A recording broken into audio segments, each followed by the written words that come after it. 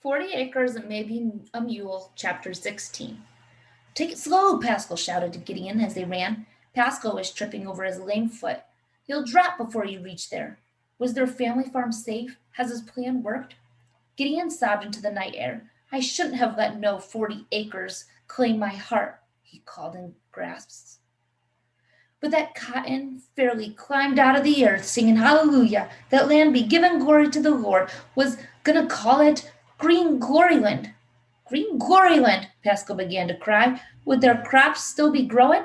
Nellie took his hand, but she was sniffing herself. Mr. Friedman had his arm around Gladness. They were bumping each other as they hurried. The hired men and women were comforting each other as they ran. They took a bold shortcut through a white man's field. All were quiet until they reached the road again and could breathe easier. Nellie said, Ain't no red in the sky over yonder. Ain't no smoke rising neither, said Mr. Friedman. Remember how it smoked when we burned it? Pascal breathed deeply and clutched his walking stick.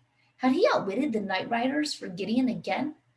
A breeze cooled the air, and Pascal felt cold from his sweat. This seemed to be the longest walk ever, but as they grew closer, the pain in his heart eased. No fire. He saw a white cloth blowing on their hilltop. As the others spread out looking for the cotton and food crops, he ran to the hill. Judith, he called, yellow hair flowing. She stood on the hilltop, her full skirt billowing in the breeze. Pascal! She ran downhill, and Matthew ran behind her. Did the night riders come? What happened? We were playing under the ghost tree when the first riders with burning torches galloped up. They asked if these were Sherman lands belonging to the Negroes.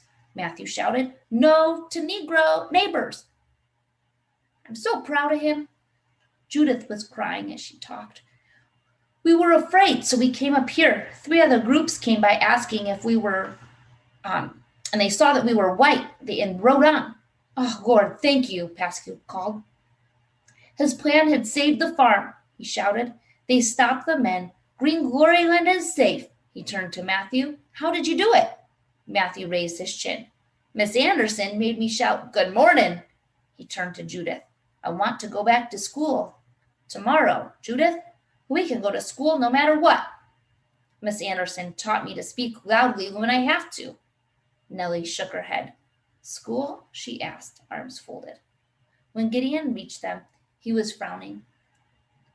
We be going to Mr. Deliverance's dairy farm. Gotta worry about him. Looks like there'd be trouble. We see smoke over there. Walk Judith and Matthew home, Mr. Friedman told Pascal, tears glistening in his eyes.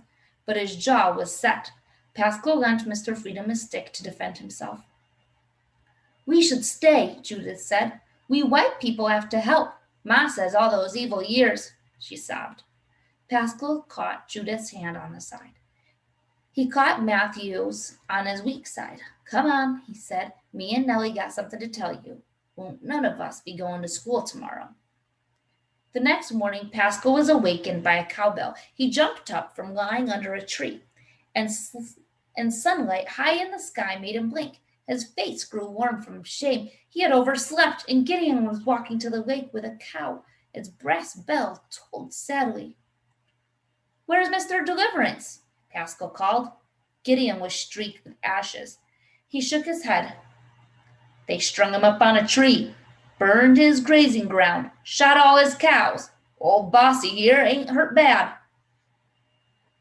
Pascal put his hands over his ears. He didn't want to hear that. How dare they lynch happy, proud Mr. Alonzo Deliverance?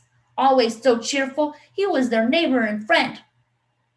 And the danger had been so close. Suppose the city family had been on that farm. Would they have strung up Gideon? Let me take the cow by the lake to graze, Pascal said cheerfully. We could share her milk with a Bibbs.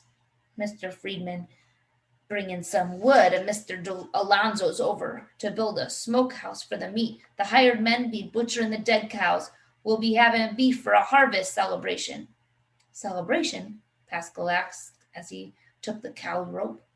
We just buried Mr. Deliverance with no proper funeral, Gideon said. He be wanting a celebration to help him go to glory. Gideon wiped tears with the back of his hand and added, He died a brave death. His wife said he told them, Y'all said I'd be too dumb to live free. Well, I made money, so I wasn't dumb. You can kill me, but y'all can't stop freedom. Where's his wife? Asked Pascal.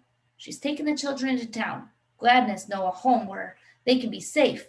Yes, Gideon said, suddenly shaking a fist. They won't keep us from celebrating. We'll call it Green Gloryland Jubilee.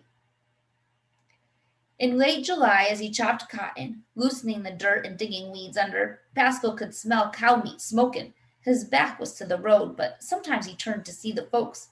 The night riders had burned Jubilee Town to the ground.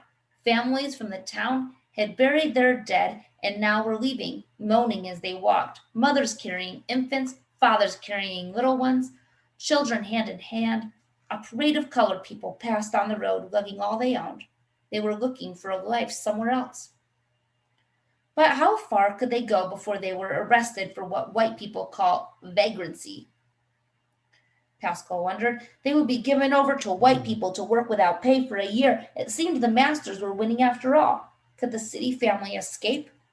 The smell of beef strips smoking was sweet but sad. Mr. Friedman kept only enough meat for the city and Bibbs families for the winter. All day he stood by the road. Food, strips of beef and fresh vegetables, brother. Meat for the children, sister, he called the people marching past. Pascal made sure Mr. Freedom asked, do any of y'all know any men be sons of Jerusalem City from South Carolina? Day after day, people shook their heads. But they called, thank you, brother, and took the food, beef, turnips, beans, potatoes, squash. Brother, sister?